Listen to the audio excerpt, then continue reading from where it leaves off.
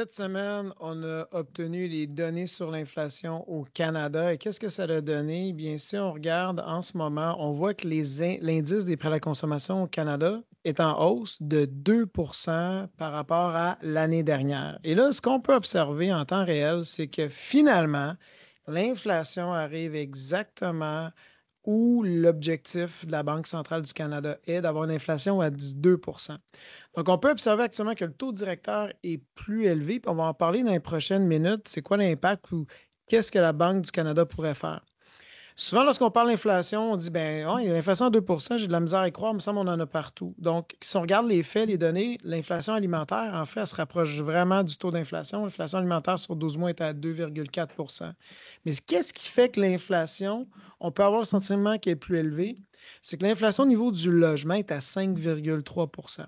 Dans le logement, on peut penser que les loyers et les baux ont augmenté devant une crise de logement disponible, combiné avec un taux hypothécaire qui est à hausse à cause évidemment de la hausse du taux d'intérêt du taux directeur.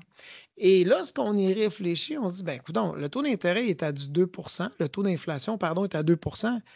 Bien, certainement, le logement a influencé exactement le cas. Si on excluait le logement, l'inflation sur 12 mois est de 0,5. Pas du 2 qui est la cible, de 0,5. En fait, si on exclut la période de troubles qu'on a eu durant la pandémie, il faut reculer il y a plus de 10 ans, jusqu'en 2013, pour voir ce genre de données-là. Donc, l'inflation dans plusieurs autres secteurs est beaucoup plus basse que du 2.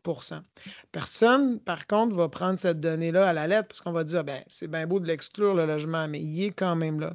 Donc, si on fait juste exclure les coûts d'intérêt reliés aux hypothèques, l'inflation est quand même à 1,2.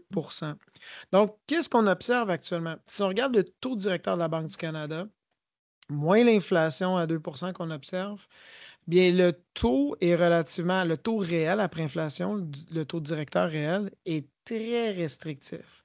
Donc, ce ne serait pas surprenant de voir un certain risque. S'il est trop restrictif trop longtemps, c'est là qu'on peut vraiment ralentir l'économie. Donc, je ne serais pas étonné d'observer peut-être une banque centrale qui commencerait à accélérer avec des demi-points de baisse pour justement refléter la réalité qu'on observe où on voit une inflation vraiment se décélérer. Je vous remercie.